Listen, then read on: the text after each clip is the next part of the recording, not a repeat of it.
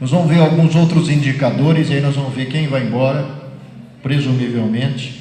Isso foi dito em 1940 e bolinha, quando foi dito aquilo das inundações. Na época, o problema sempre existiu, o problema da corrupção, da degradação, mas agora está meio que exagerado, né? Até pela população da Terra. O estado atual, esse estado atual é tirado de um documentário Netflix. Eu não sou empregado do Netflix, mas tem coisas boas lá. Tem um documentário chamado Planeta Água, de 2015. E no YouTube vocês têm um outro documentário que chama Terra Nossa Casa, que foi produzido por financiamento de grandes multinacionais que pediram a um ambientalista para fazer uma análise se essa questão aí da temperatura da Terra, tudo que se fala é possível.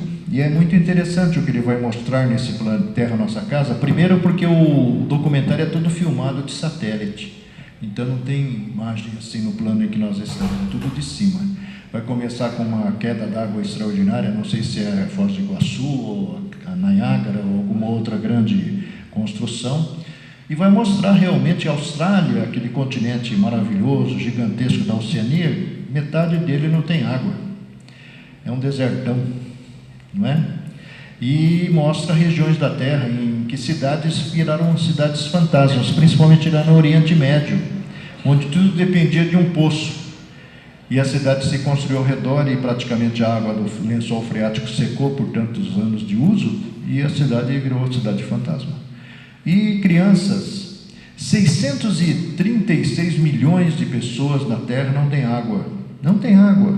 Isso é dado de hoje, está lá no UOL. Não é? Nós vamos ver o prognóstico dos cientistas. 15 mil cientistas fizeram um prognóstico agora no final do ano, que saiu na imprensa, sobre o que vem por aí. Então, vocês vão ver no final desse trabalho que aquilo que foi dito na primeira parte sobre as grandes transformações não serem necessariamente geológicas, mas provavelmente sociais, ela tem muito sentido.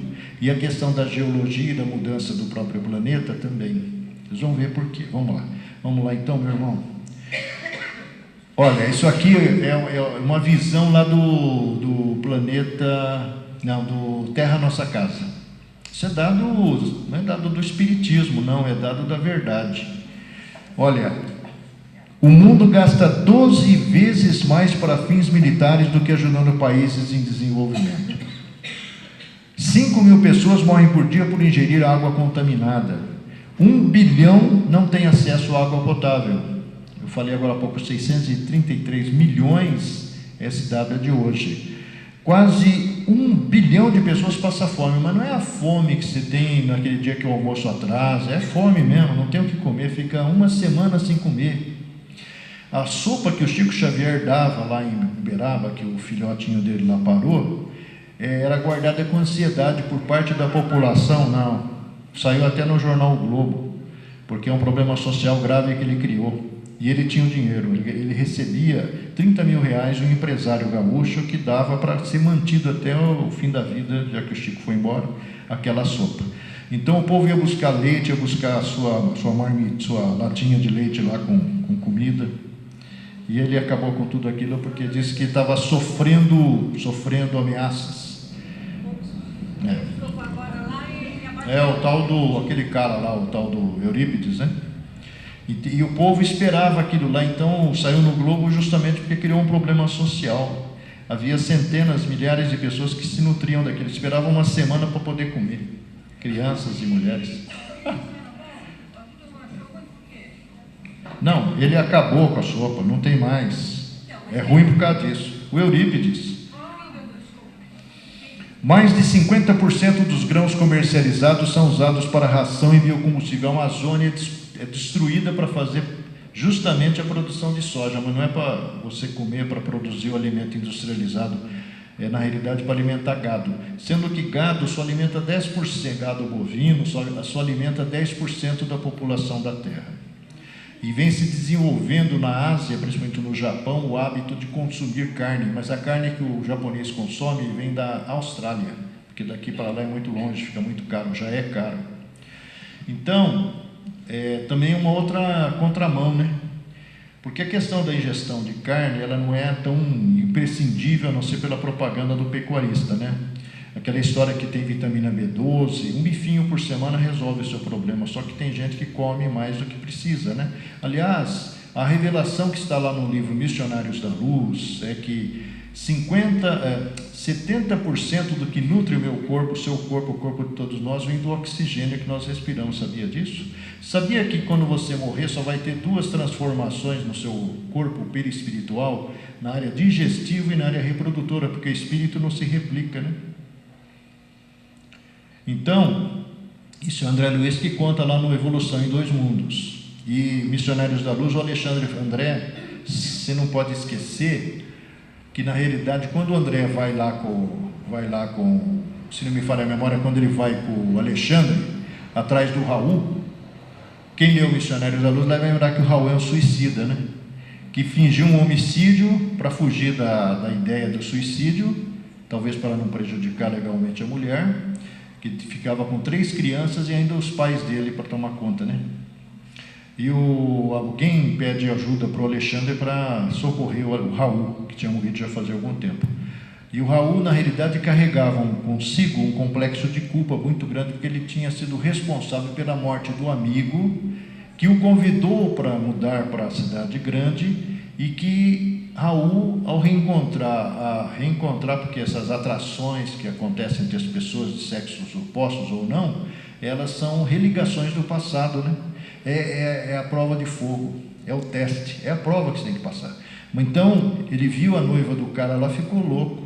Ele tinha que, na verdade, tê-la ao seu lado. E ficou maquinando uma forma de eliminar o rival, que era o noivo da moça, que era o amigo dele, e ele acaba matando o amigo, simulando também um suicídio. Só que a culpa é implacável, né? A culpa é tanto mais implacável quanto maior é o seu nível de evolução. O intervalo entre reencarnações, está lá no livro Evolução em Dois Mundos, ele é tanto menor quanto maior é a sua ignorância. Sabia disso? Se você tem um nível de compreensão talvez um pouco mais avançado, você vai ficar mais tempo estudando por lá mesmo. Só vem para cá os que estão mais necessitados. É claro que não existem regras absolutas, não é? Então, na realidade, igual um exemplo assim, Ian Stevenson, um psiquiatra canadense, diretor da área gerente da área de psiquiatria da Universidade da Virgínia, veio do Canadá para trabalhar lá, ocupando esse cargo, escreve um artigo numa revista científica que atrai a atenção do Chester Carlson, que é o inventor da máquina Xerox, que fica impressionado com aquele artigo e chama o cara para conversar, fica empolgado com a empolgação do moço, resolve dar grana para ele pesquisar a reencarnação. Isso é final dos anos 50. 1966 ele lança um livro intitulado 20 casos sugestivos de reencarnação, que tem 2 casos aqui do Brasil. 2 casos da família Lorenz, lá de Dom Feliciano. Um dos casos é da Emília, que voltou ao Alfredo. A Emília, que era uma das 12 filhas da dona Ida do seu Valdomiro, se mata. Ela carregava consigo lá, e o nosso irmão Druso, no livro Ação e Reação, fala assim: olha, André, na realidade, quando o cara se mata, ele na realidade cria para si mesmo um trauma de tal profundidade na sua parte essencial, que ele vai voltar na futura existência com compulsões suicidas, não sabe nem porquê. Se ele não tiver um preparo espiritual, uma religião qualquer, muito provavelmente ele vai reincidir no mesmo erro. Hoje a gente vê que a cada 45 segundos, eu nem falei as primeiras palavras, já alguém se matou aqui pela Terra. É a Organização Mundial de Saúde que fala. Suicídio é um problema de saúde pública mundial. Grave, hein? Aqui na Vila Mariana, aqui a gente trabalha também na Casa do Caminho, a gente às vezes quando recebe pais cujos filhos se jogaram lá do 18º andar, porque o mundo não é para ele, ele adora os pais, mas esse mundo não é para ele. Por quê? Porque nós vimos lá o prognóstico, lá em 1866, a situação vai ficar de tal forma que multiplicar-se-ão assustadoramente o número de suicídios, inclusive entre crianças. Foi dito lá, os caras falaram com o Kardec, 1866, reproduzido na Revista Espírita de outubro de 1866, no artigo que praticamente preenche aquela edição, intitulado Os Tempos São Chegados. Aí o Kardec faz uma reconfiguração desse conteúdo e cria o capítulo 18 do livro A Gênese, onde ele faz os prognósticos, mas ele tira alguns dados como esse. E nós estamos olhando para trás agora e descobrindo lá que os caras já sabiam que... Não sabiam porque é uma maldição de Deus, é porque é previsível. Eles não falaram ali atrás para nós agora há pouco que a sucessão de acontecimentos repetidos vai indicando uma direção. E os caras fazem alguns prognósticos sobre o que vem. Então, por que isso? Porque, na verdade, o materialismo que facilitou muito a nossa vida em muitos sentidos, seja na comunicação, no transporte, tudo, né? Na vida, até 1950 a gente vivia 48 anos, aí inventou-se o antibiótico e a gente passou a viver 75 hoje. Então, a providência divina vai criando recursos para que a gente tenha mais condição, talvez, de estudar espiritualmente o que é a vida. Só que o que acontece é que nós nos acomodamos, que é que a gente adora a zona de conforto, né?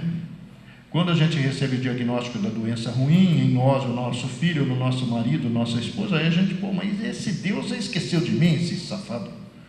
Você pensou em Deus antes? Mas não. Se tudo tivesse redondo na nossa vida, a gente não conhecia o GOAC, né?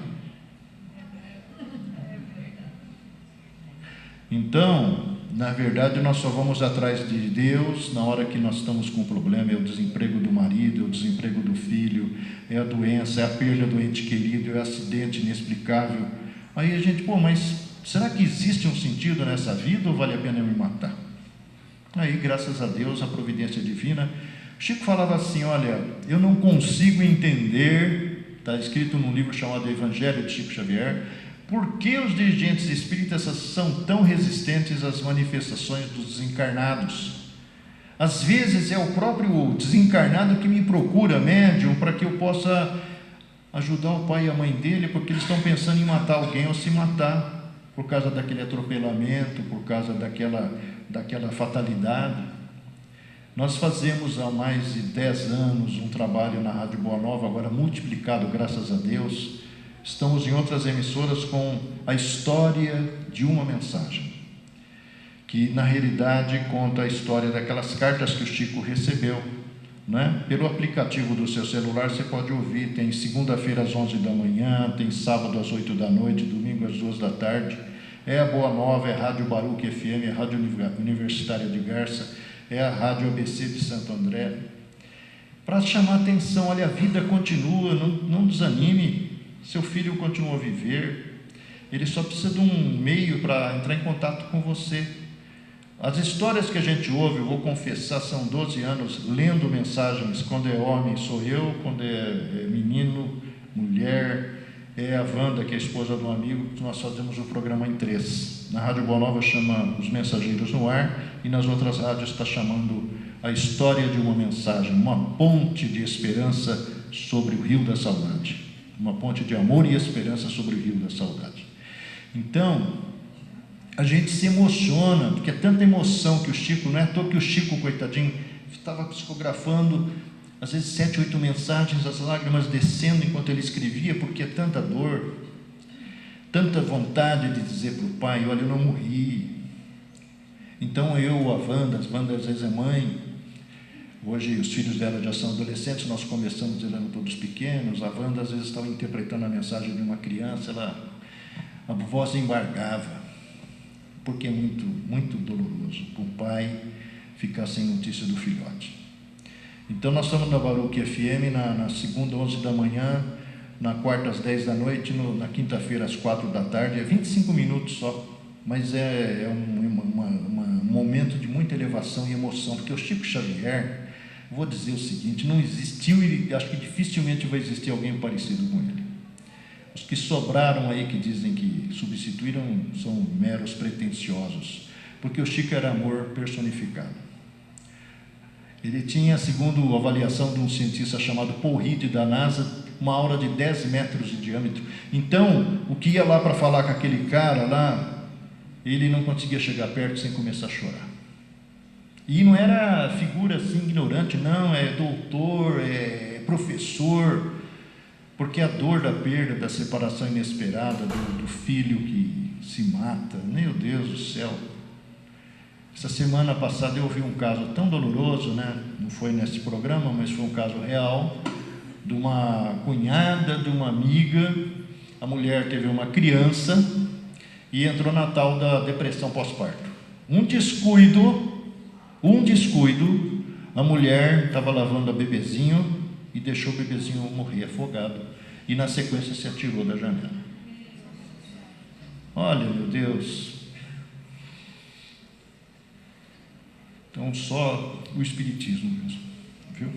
Bom, 40% das terras aráveis sofreram danos permanentes por causa da exploração, do esgotamento, porque o homem só quer saber de resultado. A cada ano, 13 milhões de hectares de mata desaparecem. Nós estamos destruindo a terra, nós vamos transformar isso aqui num desertão. 1 a cada 4 mamíferos, 1 a cada 8 pássaros, 1 a cada 3 anfíbios estão ameaçados de extinção. Cerca de 1000 vezes mais do que o natural, porque no natural isso é ao longo dos séculos. 1/4 das zonas de pesca estão exauridos, esgotados ou em perigosos declínios. E isso aqui é do final do ano passado, saiu na imprensa. 15 mil cientistas acabaram de dar um alerta para a humanidade. Não é brinquedo, não é para vender nada, é apenas para chamar atenção. Várias espécies estão se extinguindo a uma taxa 1000 vezes maior do que o natural. 90% da grande barreira de corais da Austrália. Vocês sabiam que o oxigênio que você respira vem do mar? Vem do mar. Bom, tem um filme, aquele Planeta Água que eu falei do Netflix, ele está mostrando essa barreira de corais. O filme, um é feito pelo satélite, o outro é feito embaixo do mar. E a gente vê os recifes de corais calcinados. Sabe por quê? Pela acidez da água. Acidez da água. Por causa da poluição. Então nós estamos destruindo a nossa casa. Estamos destruindo, ou nos omitindo diante disso, né? Essa semana rolou aí pelos WhatsApp da vida uma imagem dizendo assim: olha, proíbem os cachorros, os cães nas praias, mas não proíbem os porcos. Aí você vê aquela praia assim, cheia de latinha de cerveja, aquilo lá vai para dentro do mar, volta para cá, morre peixe, morre tartaruga. Olha, 90% da grande barreira de corais da Austrália está morta, ou quase. Isso aqui foi denunciado agora no fim do ano 17. E os oceanos estão tão sufocados com plásticos que peixes se viciaram em comer. A temperatura média dos últimos 15 anos foi a mais alta já registrada e está subindo. Se subir 2 graus até 2100, nós morremos tudo. A calota polar está 40% mais fina que há 40 anos. Isso são dados, não é espiritismo não, hein, cara? Isso aqui é a ciência. Pode haver ao menos 200 milhões de refugiados, prevêem esses homens daqui, climáticos até 2050. Isso aqui está sendo dito agora. Vocês vão ver o que foi dito em 1982 pela espiritualidade, daqui a pouco, no final desse trabalho. Os perfis da triagem, segundo está lá no Kardec, no livro A Gênese. A nova geração se distingue por inteligência e razão geralmente precoces. Quem tem neto sabe o que é isso. Como disse acho que o Mário Sérgio Cortella, uma criança de 3 anos hoje sabe mais do que um rei da Idade Média. Sabe? Olha, eu tenho um netinho de 3 anos e uma netinha de 1 ano e pouquinho. O de 3 anos eu acompanho desde que estava sendo amamentado pela mamãe dele. O mundo de hoje é totalmente diferente. No meu tempo de criança, eu fui para a escola aos 6 anos, até fui precocemente. Mas na realidade, hoje com 3 anos, o molequinho já está sabendo fazer conta, sabendo fazer um monte de coisa. Eu vejo lá ele assistindo, porque ele tem limites de tempo, graças a Deus, não tem acesso à tecnologia. Há poucos dias atrás, indo fazer um trabalho como esse na Casa do Caminho, no sábado à tarde, que em janeiro e julho a gente faz um intensivão de férias, eu estava ouvindo a CBN e tinha um cara lá falando, sendo entrevistado, um professor da USP, de psiquiatria. Falou: olha, senhores, o problema da dependência tecnológica é um problema de saúde pública na Ásia. Sabe que problema de saúde pública? É uma febre amarela. E a dependência tecnológica é mais difícil de tratar do que a dependência química. O que é dependência tecnológica? Ou é WhatsApp, o telefone celular, ou então os joguinhos eletrônicos. E aquele pai que leva o filho para aquela escola que está dando um tablet para ele, e ele tem menos de 3 anos, esse moleque vai ser um moleque que vai ter coordenação motora deficiente, vai ter coordenação verbal insuficiente, não vai saber conversar. Eu falei isso numa reunião lá, num grupo pequeno lá na Casa do Caminho, e uma outra companheira, a Deise, falou assim: olha, gozado, você está falando isso agora, eu estou lembrando do filho da minha sobrinha. Um moleque parece um robozinho, anda meio estranho, coordenação motora, 3 anos. Porque a mãe, olha, você vai no restaurante para o pai se livrar do moleque que está perturbando, pega aí o celular, fica no joguinho aí. Ele não sabe o que ele está fazendo.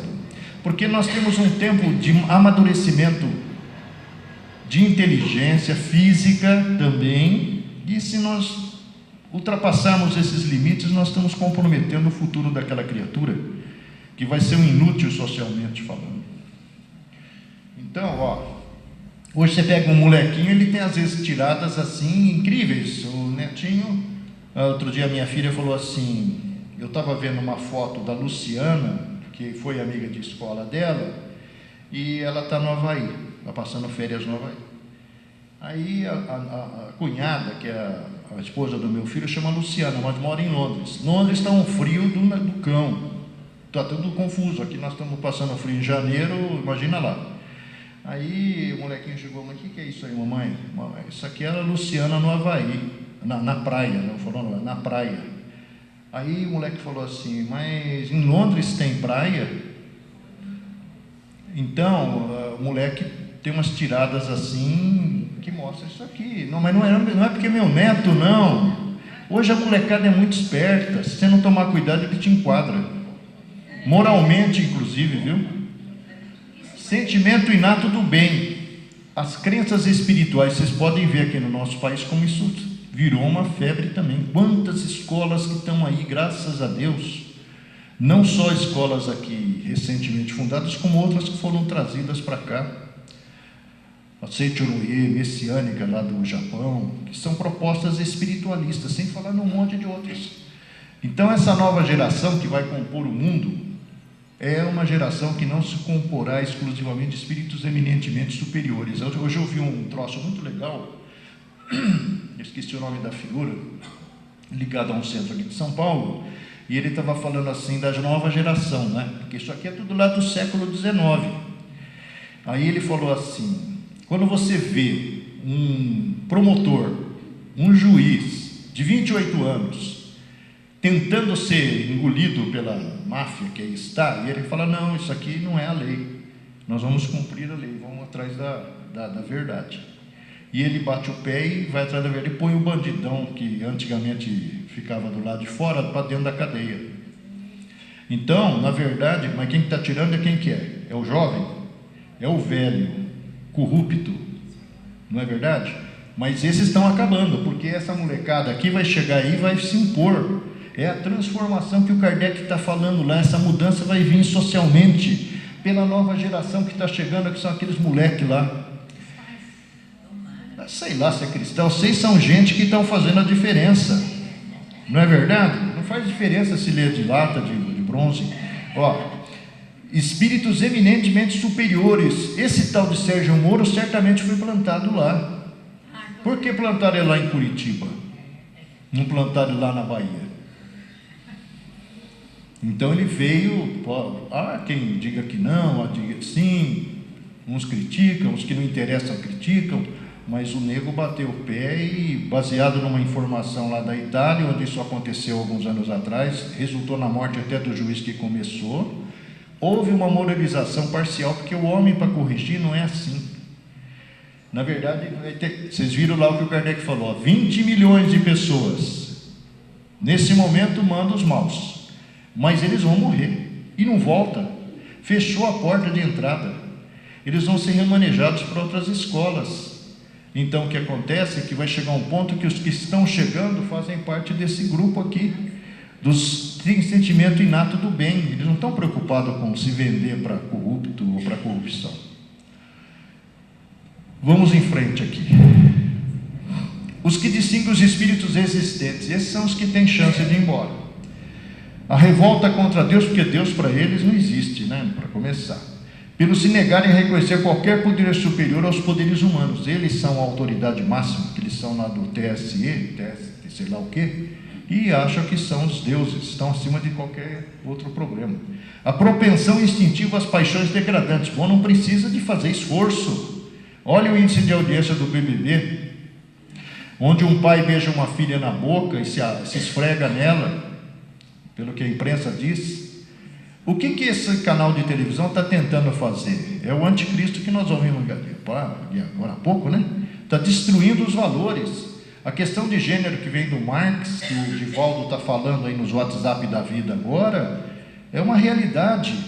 Esse povo que está aqui vem martelando, montando cartilhas para ser distribuído em escolas públicas, e alguns pais já se revoltam contra isso, porque os filhos deles não vão entrar nessa daí. Mas olha que briga do mal contra o bem. Sentimentos antifraternos de egoísmo, orgulho, inveja, ciúme, ou seja, apego a tudo que é material. Eles não estão preocupados com nada que é espiritual. A sensualidade, Anitta, Pablo Vittar, a não sei o que bombom lá. Mas o que é isso? Isso é cultura, mas faz sucesso porque arrasta um bando de ignorantes. Desejo, avidez, isso é o que domina o mal, que vai se incluir naquele lote que vai embora. Apocalipse, os potenciais excluídos, as alegorias do Apocalipse, besta, serpente, devem ser encaradas sempre em relação aos movimentos de maior importância, porque são revelação de ordem geral e coletiva, do que se deduz que o desregramento, que é o que nós estamos vendo, imperará com mais facilidade no meio dessas instituições ou esferas de comando da vida do planeta. Para melhor entendimento, olha que interessante o que foi dito por esse cara. Esse trabalho é baseado em 2 trabalhos que não são do Chico nem do Kardec. Um é do filósofo, advogado, chamado Pietro Baldi. Há informações de que o Pietro Baldi é o Pedro reencarnado. Quando o Pietro Baldi, falei com o meu irmão, chegou ao Brasil, atraído pelo Brasil, Coração do Mundo, Pátria do Evangelho, que é um livro ignorado pela sociedade brasileira, lá na Itália ele leu. E ele ficou tão impressionado que ele resolveu vir conhecer o médium que serviu de instrumento. Na noite em que isso aconteceu, enquanto ele estava lá na ponta da mesa psicografando o espírito que orientava, que se identificava como sua voz, o Chico aqui estava recebendo uma mensagem de quem? Do Francisco de Assis para o Pietro Baldi. Qualquer livro do Pietro Baldi tem as 2 mensagens, então não era um qualquer. Então, dizem que ele é o Pedro reencarnado. Pedro era um cara meio briguento, meio limitado, né? A gente vê pelas histórias bíblicas, né? do Antigo Testamento, do Novo Testamento, mas não era... O João era mais avançado que ele, ao que tudo indica, que é o Francisco de Assis reencarnado, né? O João, que é, por sua vez, a reencarnação do Sócrates, que foi mandado por Jesus na frente há 500 anos antes de Jesus aparecer, para justamente iniciar o processo de preparação das mentes para a mensagem do Cristo, que depois não conseguiu realizar-se por causa do homem. Assim como o Confúcio é o Pedro reencarnado, que é, por sua vez, o Pietro Baldi reencarnado. O Pedro Baldi é o Confúcio, que por sua vez é o Pedro reencarnado. Isso dito pelo Dr. Denizar de Souza, um psiquiatra que não era louco, que morreu há uns 2, 3 anos, e ele fala que o Chico confirmou para ele isso. Por quê? Nós vamos ver no final uma imagem reproduzida numa pesquisa feita durante alguns anos por o Dr. Denizar de Souza, que resultou num livro chamado Protocolo de Macalau. Macalau falava para ele, no Everest, no Himalaia, é a 2ª maior montanha, abaixo do Everest é Macalau. Lá existe um templo, no plano astral, dirigido pelo Confúcio, que vai fazer uma série de prognósticos sobre o futuro da humanidade lá nos anos 60. Levou 20 anos para que o Dr. Denizar de Souza resolvesse publicar o conteúdo, porque tem muita coisa interessante. Inclusive falando do tal do planeta, que a moça perguntou lá do planeta Nibiru, né? Ele não fala diretamente do Nibiru, mas uma das personagens que estava servindo de instrumento de estudo do Dr. Enzar, ela é levada pela espiritualidade a conhecer esse planeta. E é muito interessante o que ela vai descrever, inclusive sobre a conformação, a configuração física dos habitantes dela. Daqui a pouco nós vamos chegar lá. Então, para melhor entendimento espiritual, política, ciência e religião os 3 elementos que conduzem nossa sociedade. Estão definidas no enunciado do versículo 15 do Apocalipse, do capítulo 15, dos versículos 13 e 14, onde se lê. E eu vi, vê como é complicado entender o Apocalipse. E eu vi saírem da boca do dragão e da boca da besta e da boca do falso profeta 3 espíritos imundos, semelhantes a rãs. Estes são os espíritos de demônios que fazem prodígios e que vão aos reis de toda a terra, os governantes, para os ajuntar na batalha, no grande dia do Deus Todo-Poderoso. Vamos ver o que diz aqui, quem que é cada um desses daí. A besta, representativa da astúcia, que é o materialismo que nós vimos há pouco, dá-nos uma ideia da política. Não precisa você fazer muito esforço para ver se o cara está certo. A besta é aqueles que representam a política, um mais malandro que o outro, mais mentiroso que o outro. É só ver o nosso presidente na história da Previdência, né? Mentiroso, cara de pau, enganando os mais ignorantes. O dragão, em discordância com a mulher, que tinha uma coroa de 12 estrelas na cabeça, dá-nos uma ideia da ciência, porque a ciência também não está preocupada com a bem-estar do homem, está preocupada com o resultado que pode tirar do remédio que cria, mesmo que você não precise usá-lo. Então, na verdade, essa é uma das personagens das imagens construídas, devido ao seu positivismo, que é o materialismo que domina na ciência. O falso profeta, que assume a responsabilidade de anunciar a verdade, usa ardilosamente a insígnia dos homens santos, dá-nos a ideia da religião, representada pela parte dos religiosos abusados, sensuais e mistificadores. É só ver a quantidade de pedófilo na igreja.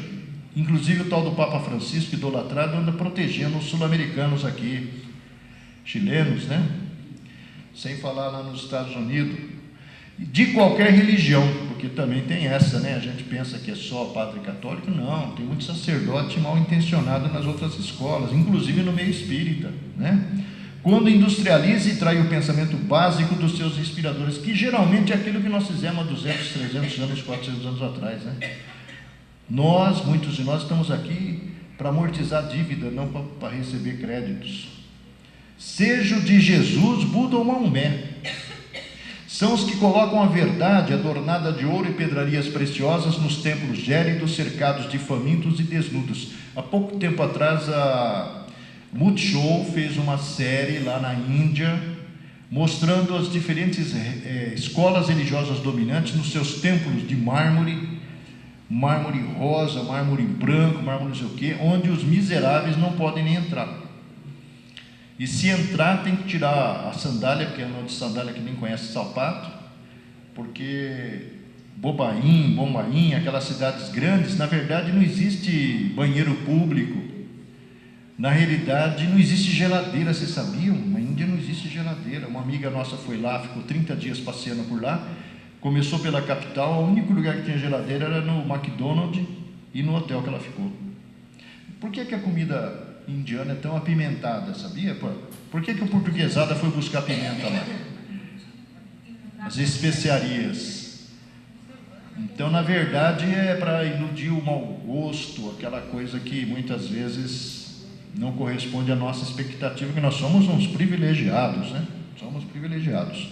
O dragão, a besta e o falso profeta soltam de sua boca 3 espíritos imundos, que fazem prodígios e que vão aos reis de toda a terra. O profeta reúne em seu enunciado 3 instituições de poderes e prestígio consideráveis no vosso mundo: política, ciência e religião, que, desavisados, podem produzir em seus seios agentes subvertidos da malignidade, da corrupção, da hipocrisia, que, para a humanidade ignorante, operam prodígios. É o rouba mais faz, que hoje está na cadeia lá, emagreceu 10 quilos e Mas agora também não adianta nada, né? A política consegue colocar nos postos administrativos do mundo. Olha, isso foi escrito lá nos anos 40, parece que o cara estava vendo hoje, né? A política consegue colocar nos postos administrativos do mundo um agrupamento de homens desregrados. Tem um posto importante aí do governo que foi assumido pelo irmão do garotinho, que na verdade estava ligado à prostituição infantil e pedofilia na sua cidade. É a lei que está acusando o cara, mas o cara está fora porque ele é político, deputado, tem imunidade, está fora e ainda vai ser indicado para um cargo de importância. Como aquela moça que ia ser ministra do Trabalho, pelo amor de Deus, pelas barbas do profeta, né? Olha lá, o cara está falando isso nos anos 40. A política consegue colocar nos postos administrativos do mundo um agrupamento de homens desregrados, especialistas no furto patrimonial. A mala de 500 mil reais lá, e aí o delegado da Polícia Federal, mas isso não é verdade? E exclusivamente a cata de fortuna fácil. A ciência anticrística desgasta seus gênios para atender às guerras fratricidas, fabricando armas sofisticadas e bombas desintegradoras. Existem filmes mostrando hoje que os drones são capazes de localizar onde está escondido lá o chefe do terrorismo e mandam bomba ali, aquela porcariazinha que pesa, sei lá, poucos quilos, carrega uma bomba que é capaz de destruir uma casa e matar tudo que está lá dentro. Então quem fez isso foi Deus, foi o homem, atrás do quê? Atrás de dinheiro, domínio e poder. A religião, através de uma parte dos seus representantes, transforma-se em mercado, negociando mais a semelhança dos fabricantes das panaceias curativas. Então, você vê lá o Valdomiro fazendo prodígios, levantando aleijados do chão, que é uma cópia do modelo americano lá. Tem um filme lá daquele Steve Martin, chama Fé Demais Não Cheira Bem. É só assistir lá, vocês vão ver que a escola foi formado muito professor aqui que está trabalhando aqui, criando essas grandes organizações que têm um papel importante, porque afinal de contas, naquela multidão que ilude, está tirando um monte de gente da criminalidade, mais do que os espíritas. Chico Xavier falou, é preferível ter 1000 escolas aí religiosas do que ter um boteco, né? Porque o cara que está no boteco, ele vai voltar, vai bater na mulher, vai bater no filho, vai muitas vezes fazer uma atrocidade, né? João Evangelista refere-se também às instituições de influência geral no mundo, que para sobreviverem a contento de seus apamiguados, muitas vezes se rebaixam para servir aos poderosos, aos interesseiros e aos reis do mundo. O apóstolo diz textualmente, eles vão aos reis de toda a terra para os ajuntar à grande batalha do grande dia do Deus Todo-Poderoso, isto é, tornam-se servis e se comprometem a praticar ações menos dignas, desde que esses detentores do poder lhes garantam a existência confortável no comando das massas e tolos. E a gente vê que isso nos meios de comunicação de massa acontece muito, né? Para que eu tenha patrocínio, para que eu tenha anunciante, eu não falo a notícia que tem que falar, só falo aquilo que me interessa. Basta um punhado desses homens, diz lá o intérprete, né? Em cada um desses conjuntos para que fique tisnado o caráter digno de uma instituição organizada para o bem humano, é o Pietro Baldi falando. Na política buscam os votos do eleitorado e depois dilapidam o patrimônio público. Na ciência empregam a celebração genial no desenvolvimento da indústria bélica para destruição em massa. Na religião a esperança do céu é vendida a título de mercadoria imponderável. No Apocalipse, diz o Pietro Baldi, os agentes nefastos da política, da ciência e da religião são apresentados sob a alegoria de 3 espíritos imundos, semelhantes a rãs, porque são lisos que nem quiabo, né? Porque esses homens se parecem com os répteis do charco, visto que devido à escorregadia pele que lhes dá proteção desonesta, escorregam e escapam das mãos da justiça. O Apocalipse preconiza o juízo final, referindo-se à separação do trigo e do joio, né? Está escrito lá, todo mundo ouve falar isso nos centros espíritas, em escolas religiosas. A que grupos humanos se refere? Lá no final dos anos 40, o cara escreveu o seguinte: os 2 grupos distintos que Jesus profetizou para a hora final, quando afirmou que viria julgar os vivos e os mortos, separando os lobos das ovelhas, o trigo do joio, ocasião em que os bons sentar-se-iam à sua direita e os maus à sua esquerda. Um desses grupos, que tomará lugar à direita de Jesus, será constituído das criaturas cuja vida houver representado um esforço à procura da bondade, do amor, da honestidade, da renúncia em favor do próximo, no cumprimento dos preceitos renovadores do Evangelho. O outro grupo, que tomará lugar à esquerda do Cristo, será representado pelos maus, compondo a triste caravana dos que emigrarão para um orbe inferior em relação com seu padrão anticrístico. É o dos que planejam os arrastamentos das cidades pacíficas, os técnicos impassíveis que movem botões eletrônicos para destruição à distância, os cientistas satânicos que operam nos desvãos dos laboratórios, na preparação dos engenhos da morte, os que exaurem fosfato na busca de meios mais eficientes para engenhos de morte, aliás, assassinatos coletivos, os que criam indústrias para o fabrico de instrumentos criminosos, os autores de engenhos malignos que transformam os aviões da fraternidade em monstros vomitadores de bombas infernais. E a triste caravana será ainda engrossada com outros contingentes humanos, e agora nós chegamos onde estamos, provindos das corrupções administrativas, os que se locupletam com os bens públicos e dificultam o leite para a criança, o asilo para o velho, o agasalho para o desnudo e o hospital para o indigente, as almas venais que transformam a consciência em balcão, os exploradores sensacionalistas das desgraças alheias, os jornalistas, escritores, tribunos e políticos que instigam ou defendem as forças do ódio, indiferentes à edificação superior da consciência das massas e à educação essencial da criança, porque a criança é o futuro. Este o séquito a caminho da implacável retificação no habitat sombrio do mundo, tão agressivo e impiedoso quanto as suas próprias consciências, e que se tornarão um regaço materno, não só dos que obrigam as mãos que o lavram, o solo pacífico, a tomar armas para o extermínio fratricida, como daqueles que insuflam o ódio racial e contribuem para o desaparecimento da paz, dos que industrializam as graças divinas a troco de moeda profana, dos que pregam a fraternidade, promovendo a separatividade e empregam os recursos da violência para a conversão dos infiéis, como egoístas, impiedosos, ávaros, fariseus e salteadores de traje a rigor, terão que se sujeitar aos pródromos de outra civilização humana no exílio provisório à esquerda do Cristo. Foi escrito em 1949 e publicado em 56, porque não tinha editora que publicasse esses livros.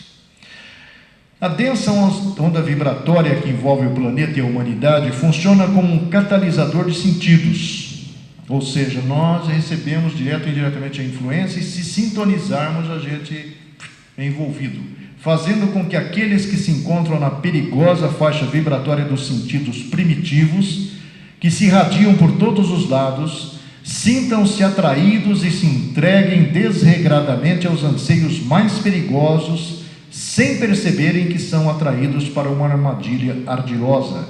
A conjunção de fatores como bebida, ritmo alucinante da música e o consumo de drogas funcionam como um catalisador de sensações agressivas e primitivas que afloram de forma incontrolável, escancarando as portas mentais para vícios perigosos que trazem sempre em sua essência o componente da obsessão espiritual. Desencarnados elegem seus companheiros. Quem quer ver como é que funciona é só ler o livro Libertação do André Luiz. Quando nós dormimos, muitas vezes nós estamos em sintonia com essas faixas que fazem com que nós nos comportemos no dia seguinte exatamente do jeito que eles querem, nem sempre do jeito como nós gostaríamos que fosse, pela sintonia vibratória do desejo inferior, das sensações desenfreadas, e os acompanham exigindo cada vez mais dos seus eleitos para que eles, sem o corpo físico, também possam encontrar a satisfação que procuram no mundo da matéria, ao qual não pertencem mais. Ao oferecer sintonia mental sem se dar conta, enquanto satisfaz o próprio desejo, o encarnado inconscientemente obedece ao comando da mente invisível que o envolve de forma sutil e sorrateira, bebendo junto com ele, fumando com o companheiro que o elegeu e drogando-se com o infeliz que o envolve numa simbiose extremamente perigosa. Olha aí os fatores desestabilizantes ditos aí pelos espíritos: televisão, programas de qualidade duvidosa, cultura inútil e pretensas comédias com atrativos ardilosos, o palavrão gratuito é motivo de riso e o sexo banalizado motivo de piadas de mau gosto, programas exaltando qualidades duvidosas de pessoas fúteis e vazias, envolvidas em verdadeira rede de intrigas e desavenças que não acrescentam absolutamente nada ao ser humano. Isso aí foi escrito antes do BBB. Mídia sensacionalista explora qualquer tragédia que abala uma cidade ou mais, incitando o sentimento de ódio, desforra, vingança e até um anseio de pena de morte, mantendo como que hipnotizados aqueles que não percebem que a brutalidade, o rancor e a selvageria estão presentes nas pessoas que cometem desatinos inadmissíveis para o ser humano do século XXI. Torcidas que vão aos estádios e agridem-se bárbara e violentamente, ceifando vidas preciosas. A fechada no trânsito, que é o catalisador psíquico que detona nas criaturas o lado da agressividade descontrolada, causando crimes absurdos e estúpidos diariamente. O lar. Uma sociedade começa a desmoronar quando o lar perde a importância em seu contexto geral.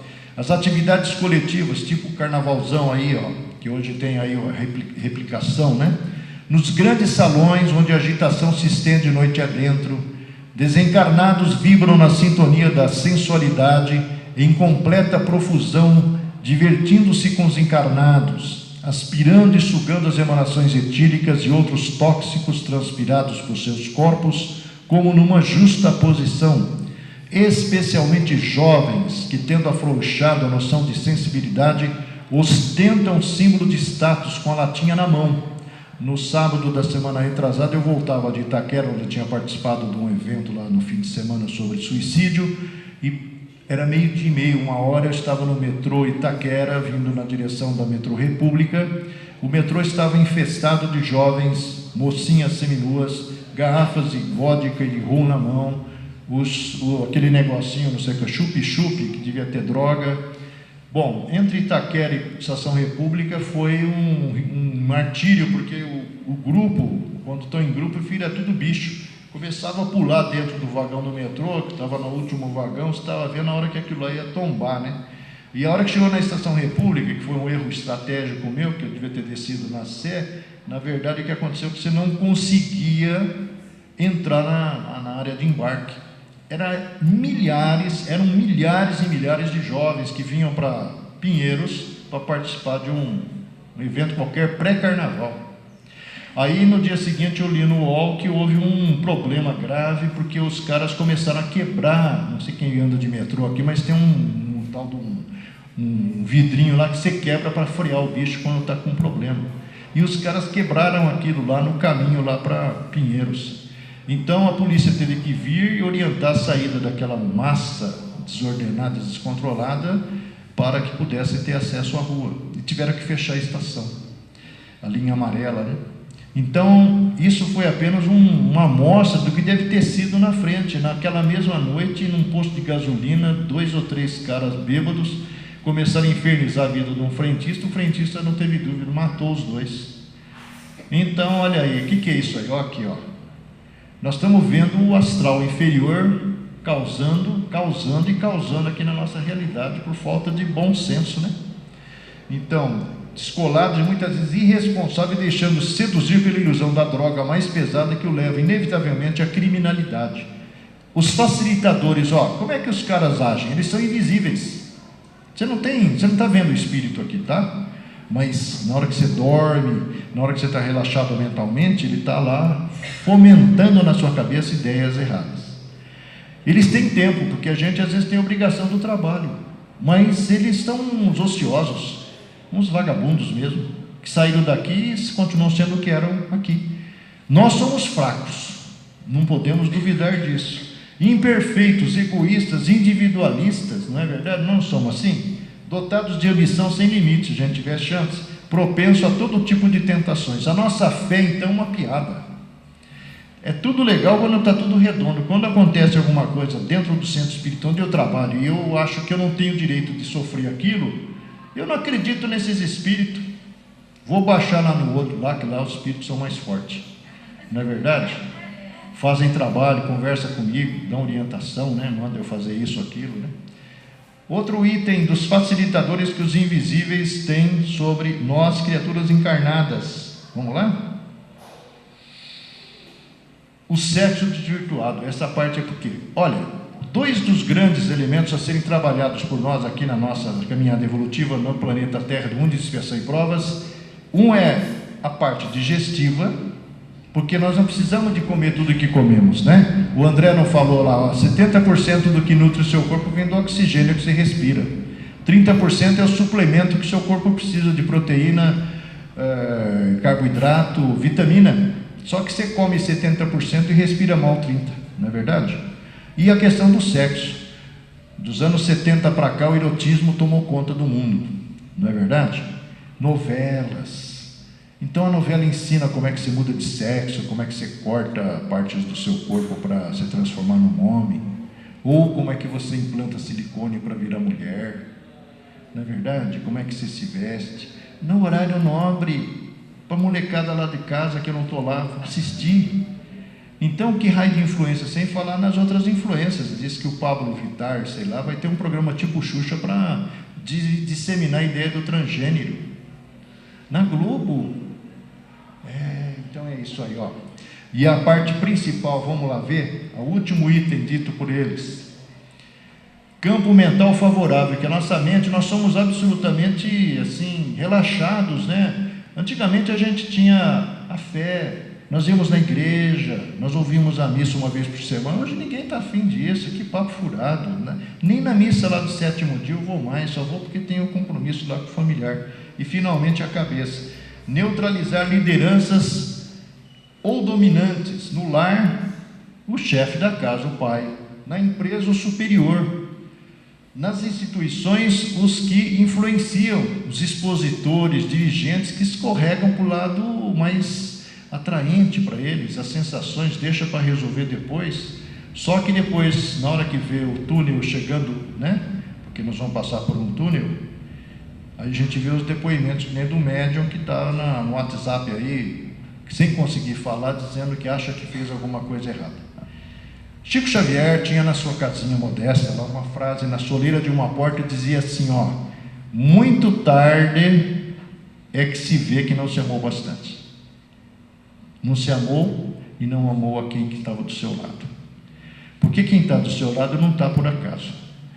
Até o genro, a sogra são parte do pacote de viagem. Você tem que acertar contas, porque estão cobrando de você. Às vezes é o filho do passado que voltou na condição de genro, não acredita em você, sabe que você, porque tem a imagem de você da vida passada. Bom, a regeneração da humanidade não necessita absolutamente da renovação integral dos espíritos, não vai ter que ir embora todo mundo, só parte. Basta uma modificação em suas disposições morais, que está no livro A Gênese. Esta modificação se opera em todos os que a isso forem predispostos, quando subtraídos à influência perniciosa do mundo. Nem sempre os que voltarem, reencarnarem, portanto, serão outros espíritos, mas muitas vezes os mesmos, pensando e sentindo diversamente, porque tem muito Maria vai com as outras, né? Quando essa melhora é isolada e individual, passa despercebida e não tem influência ostensiva no mundo, porque você nem vai notar. Outro será o efeito quando operada simultaneamente em grandes massas, porque então, conforme as proporções, em uma geração as ideias de um povo ou de uma raça poderão ser modificadas profundamente. É um desses movimentos gerais, diz Kardec, que se opera neste momento e que deve desencadear o remanejamento da humanidade. A multiplicidade das causas de destruição é um sinal característico dos tempos, porque deve apressar a eclosão de novos germes. Dar-se ao mesmo comunidade regenerada. As grandes partidas coletivas não apenas terão como objetivo ativar as saídas, mas transformar mais rapidamente o espírito da massa, desembaraçando-a das más influências e dar mais ascendente às ideias novas. Eis porque muitos partem, a despeito de suas imperfeições, a fim de se retemperarem numa fonte mais pura, porque estão maduros para essa transformação. Agora, olha que interessante, isso está num livro chamado Lírios da Esperança, da Hermance Dufour. Nós temos lá no lado invisível 23 bilhões de desencarnados, e aqui desse lado 7 bilhões, agora já está em 7 bilhões e meio. Desses encarnados, 4,6, de acordo com a análise lá da espiritualidade, são espíritos doentes que purgam dolorosos processos expiatórios. 2,4 bilhões buscam ostensivamente sua recuperação. Do lado de lá, 23 bilhões de desencarnados, 17 bilhões estão em patamares de luta e sofrimento, são aqueles 2/3 de que o André Luiz falou lá no começo. 3 bilhões são almas medianas que cooperam eficazmente na tarefa regenerativa dos outros. São esses espíritos de luz que estão encostados em todos os centros aí, né? 3 bilhões de condutores elevados que estão num patamar superior. 16 bilhões entre os dois planos, diz aí a Hermance Dufour. 50% da população geral do planeta na condição de dor e doença. A gente nem tem noção. 4 bilhões no corpo, 12 bilhões nas regiões de pavor e desequilíbrio do plano espiritual, que é o caso lá do Obreiros da Vida Eterna para baixo, né, do Libertação, aquele grupo todo. 4 bilhões em franca busca do bem, apesar de doentes. 4 bilhões de criaturas perversas que deliberadamente agem no mal. 1 bilhão de encarnados gerenciam o mal através da perversidade no mundo inteiro, né? 3 bilhões atuam junto às ordenações infernais ligadas às esferas extrafísicas. É só ler o livro, por exemplo, No Interior da Terra, do Bacelli, Dr. Inácio. Muito interessante, que ele vai falar como é que essa conjugação, o livro Libertação fala a mesma coisa, né? 8 bilhões indiferentes e indecisos, apáticos e desanimados, falta de idealismo superior, apego às coisas materiais, traços distribuídos conforme a individualidade, pendores, valores e cultura. No livro dos médiuns, disseram os espíritos de Kardec, reproduziu no item 232: se tomarmos cada povo em particular, poderemos, pelo caráter dominante dos habitantes, pelas suas preocupações, seus sentimentos mais ou menos morais e humanitários, dizer de que ordem são os espíritos que de preferência se reúnem no seio dele. O doutor Inácio, através do Bacelli, nos deu esse perfil aqui, a distribuição demográfica. 8% estão lá no fundão, próximo ao centro. 21% no abismo, né? 21% nas trevas, que é o segundo andar. 26% na crosta, que aqui é onde nós estamos. 38% no umbral, que está ligado a nós. 7% nas esferas superiores e apenas 0,5% lá nas diretrizes do planeta onde Jesus estaria entronizado. Aí uns prognósticos interessantes, porque ele vem de longe. Esse Edgar Cayce é um fenômeno lá dos Estados Unidos, final do século XIX, começo do século XX, nascido lá em Kentucky, um fotógrafo, e na verdade o que aconteceu é que ele um dia perdeu a voz, mas passou ali pela cidade, um daqueles caras que faziam espetáculos em palco, justamente com hipnose. Aí um amigo dele insistiu, por que ele não vai lá e tenta passar pelo teste lá? E ele foi, e quando o cara produziu o efeito do estado alterado de consciência, ele na realidade acessou dentro dele uma vivência onde ele foi um sacerdote egípcio que entendia de saúde. Aí ele deu receita para o remédio para ele mesmo. Bom, aquilo lá foi incrível, porque ele voltou a falar. Dias depois, o filho dele sofreu um acidente, estava condenado pela medicina a morrer. Aí o que acontece é que nesses estados alterados de consciência que passou a eclodir nele espontaneamente, ele na verdade indicou uma série de vegetais lá que podiam ser usados como algum tipo de remédio, e o moleque ressuscitou, aí a fama se espalhou. Esse cara, quando terminou a vida, nos anos 40, teve um AVC e morreu. Depois de alguns anos, ele na verdade tinha 40 mil diagnósticos feitos por correspondência, porque ele virou uma celebridade. Existe uma fundação nos Estados Unidos onde é preservado todos esses documentos. Há casos incríveis. E em 1932 ele fez alguns prognósticos, não tinha nem ideia de tal de efeito estufa, esse papo furado. Ele disse que o eixo da Terra ia mudar a partir do ano 2000. Nós tivemos o tsunami da Indonésia, o tsunami do Chile, e há indícios pelos cientistas que houve uma alteração nesse eixo da Terra. E isso tem a ver com muitos outros fenômenos geológicos e geofísicos, né? O desaparecimento da Groenlândia, não se falava nisso, mas diz que até 2020 ela praticamente derreteu, porque é uma pedra de gelo que tem 6%, para 20% da água doce do mundo. A Groenlândia está derretendo.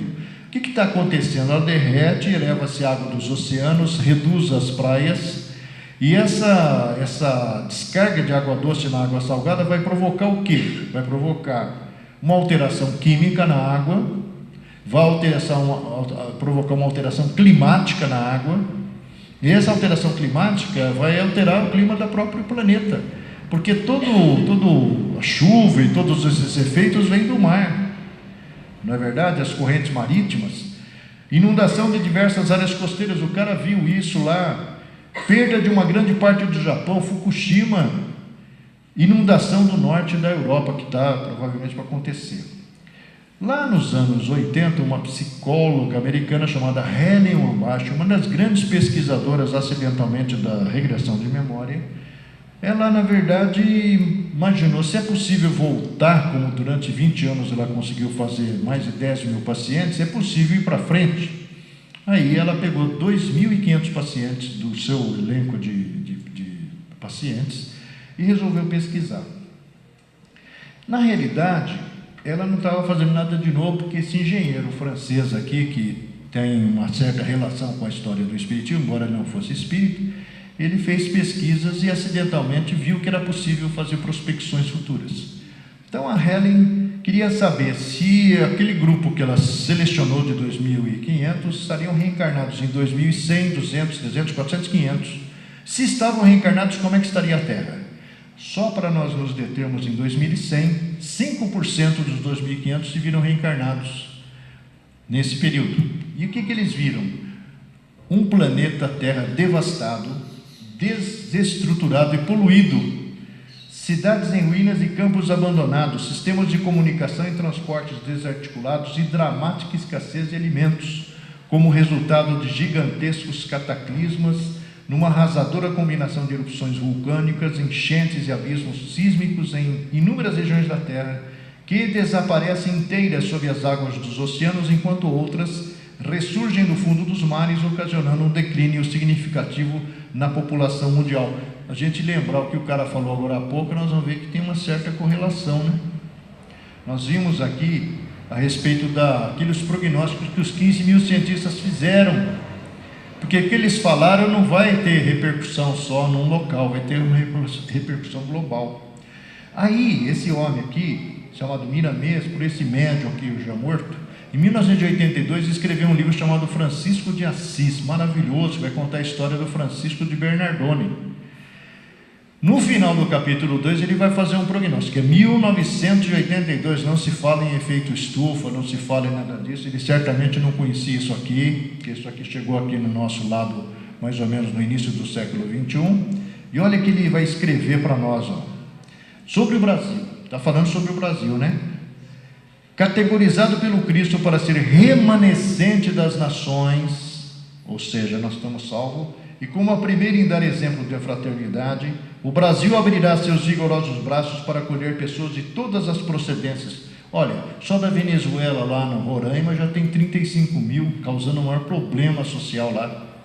O Temer foi até lá para ver o que está acontecendo, mas está chegando tarde, né? Só de haitiano tem mais de 150 mil aqui no Brasil. Estão aí espalhados pela Zona Leste no comércio de rua. 24 de maio, não sei quem frequenta o centro, uma vez eu fui para o centro, depois de 20 anos eu fiquei assustado, pensei que estava em outro país, aquele bando de gente falando em francês, falando em inglês, aqueles caras dessa altura, aquelas mulheres desse tamanho, um monte de tranqueira para vender no chão. Haitianos. Alguém pediu licença para você para entrar aqui? Não. Ou seja, o Brasil está colhendo mesmo, o cara falou lá, a derradeira catástrofe de feição coletiva através da mudança de climas, 15 mil cientistas acabaram de falar ali para a gente, ó, final do ano passado. Lá em 82 o cara já estava falando, A derradeira catástrofe de feição coletiva através da mudança de climas, deslocamento de águas e da reforma de homens respeitará de certa forma este país, que nada tem a ver com as dívidas do velho mundo e que servirá de hospital para acolher aqueles enfermos que poderão se recuperar pela altura das suas aspirações, pelo amadurecimento de suas qualidades, ou seja, no terceiro milênio o Brasil tem chance. O Brasil vai amparar, diz o Miramês, os que sobrarem das contorções geológicas do difícil parto da terra. Essas terras estão marcadas para uma grande dinâmica espiritual, ou seja, o Brasil, que vem se preparando pelos processos do tempo, pelas mãos dos próprios homens, sob a inspiração dos céus. Estamos para chegar ao fechamento de um ciclo espiritual, onde se processará uma seleção rigorosa de almas pela lei da justiça.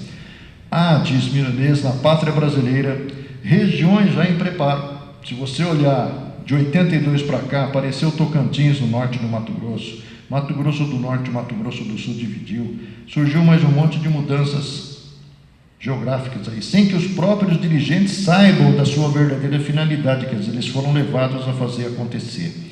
Essa vastidão de terras desabitadas recolherá à mercê de Deus os desprovidos de pátria, remanescentes da revolução geológica e dos impositivos kármicos. Aí lá nos Estados Unidos, um engenheiro eletrônico, na realidade, estava fazendo uma reunião de negócios e, de repente, ele perdeu a fala. Aí foi levado para o hospital, ficou em observação, enquanto estava lá deitadão, de repente viu uma figura iluminada entrar dentro do quarto. E aí o que aconteceu? Ele começou a fazer prognóstico sobre o futuro, atendendo a orientação daquele espírito. E ela falou, e ele acabou prognosticando o surgimento do terremoto de Kobe, no Japão, o furacão Andrews, e começou a ser martelada por uma imagem que ele começou a colocar no papel e que corresponde ao mapa mundi futuro. Então, tudo aquilo que nós vimos ali descrito, mudança de clima, elevação de água dos oceanos, não sei se tem a ver com o que ele viu, mas o que ele viu, ele desenhou e é isso aqui. Esse é o mapa do mundo futuro. Aqui aparece a Lemúria e aparece a Atlântida aí. Acho que aqui. Então, ali vai aparecer, segundo informações, está escrito naquela ficha técnica, mas vocês vejam quantas alterações. O próprio Amazonas, ele vai ser praticamente transformado numa grande banheira, pela elevação da água dos oceanos, porque o Amazonas deságua lá no oceano, não é verdade?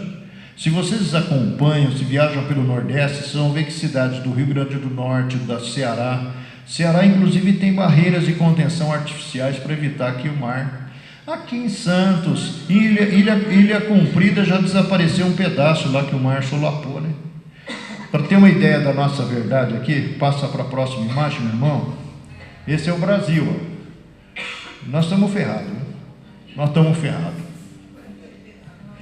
De acordo com a visão dele, a gente tem que mudar daqui, né?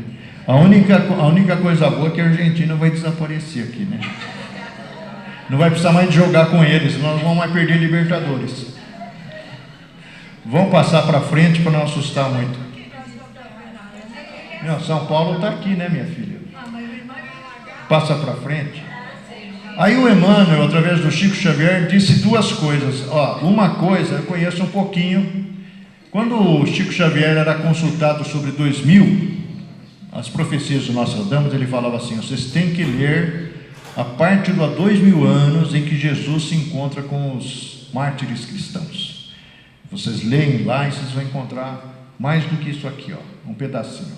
Jesus falou para os primeiros que morreram lá: dia chegará no qual todas as mentiras humanas hão de ser confundidas pelas claridades das revelações do céu. Deve ser o momento de agora, né? Porque a espiritualidade, o mundo inteiro está presente. Um sonho poderoso, um sopro poderoso de verdade e vida varrerá toda a terra, que pagará então a evolução dos seus institutos os mais pesados tributos de sofrimento e sangue.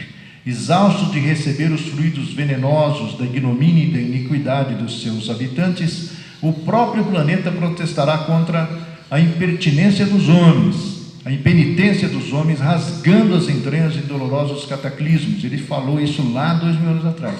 As impiedades terrestres formarão pesadas nuvens de dor que rebentarão no instante oportuno uma tempestade de lágrimas na face escura da terra.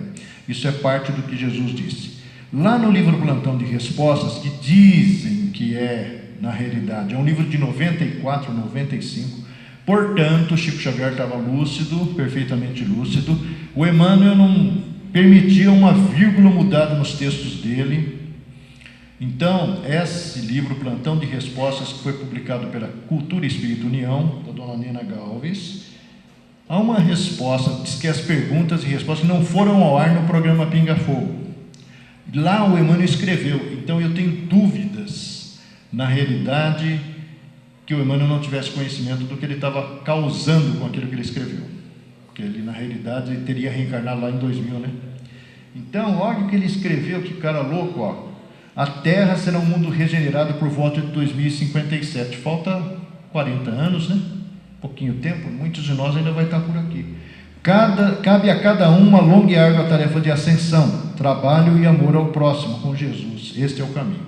Mas, em 1976, numa entrevista para um outro jornal, ele falou assim, ó: muitas realizações para o terceiro milênio poderão ocorrer depois de 2990. Imaginemos, pois, certos fenômenos de triagem na coletividade humana para séculos não muito próximos. Ou ele falou para despistar, porque ele tinha escrito aquilo ali, aqui foi dito mais recentemente. Porém, em 1957, comemorou-se o primeiro centenário do lançamento do Livro dos Espíritos. Um advogado aqui de São Paulo, chamado Silvino Canuto de Abreu, ele, na realidade, uma inteligência brilhante, um profundo estudioso, que recebeu lá do grupo de seguidores de Kardec em Paris, quando Hitler ia invadir lá uma série de documentos que trouxe e enfurnou numa fazenda que ele tem ali na região de Taubaté, que virou herança do filho, do neto dele, que não entende nada de espiritismo. Ele publicou um Livro dos Espíritos especial, símile da primeira publicação. Alguns grupos têm lá na Casa do Caminho, na biblioteca tem. Na verdade, são as primeiras 501 perguntas. A primeira edição do Livro dos Espíritos, que é de 1857, só tinha 3 partes e 501 perguntas e respostas. Na versão de 1860, é que virou essa versão que a gente conhece, que é 1019 perguntas e respostas, né? Bom, aí o que aconteceu? O Canuto de Abreu mandou, através de um emissário, alguns exemplares dos 200 apenas que ele havia produzido, que é uma edição francês-português, mandou lá para o Chico. O Chico não estava em Pedro Leopoldo. Quando retornou, ficou muito empolgado, muito emocionado, escreve uma carta para o cara que mandou para ele via Silvino Canuto de Abreu, que é o Sr. José Gonçalves Pereira, o fundador da Casa Transitória Fabiana de Cristo. E ele escreve uma carta que eu tive acesso lá pela Lúcia Bicheira da Moca, que é de um centro que eu falo na última quarta-feira de cada mês, respondo perguntas. E nessa carta, que a Lúcia tem a cópia, porque ela ficou com toda a documentação do seu Gonçalves, o Chico escreveu isso em 1957, no dia 23 de abril, porque 18 era o aniversário. Olha que interessante, ó. Penso que em 2057, nossos alicerces sobre o Espiritismo, né, já se mostrarão mais sólidos, porque 1957, o Espiritismo não era o que virou depois que o Chico apareceu no Pinga Fogo da televisão. A ciência terá acordado para deveres mais amplos e estará, com a ajuda de Deus, dando mão forte à religião para as nossas conquistas definitivas do espírito. Vemos hoje, através de pessoas que estão ligadas à pesquisa, como Dante Pazanese, tem o Álvaro Avezon, que é o diretor de pesquisa, amigo nosso, viaja o mundo. Ele diz o seguinte: olha, existem pesquisas muito conclusivas, feitas sobretudo em Israel, na parte cardiológica, que está mostrando que é a emoção que determina a saúde e doença. Olha aí. A ciência dando mão forte à religião para as nossas conquistas definitivas do espírito. A terra terá sofrido, esse é o detalhe, a terra terá sofrido mais um pouco, provavelmente com as guerras e renovações que virão inevitáveis. E por isso mesmo revelar-se-á mais compreensível e mais bela. Então, fazendo aí um bem bolado, a gente pode ter a impressão que 2057 tem alguma significação.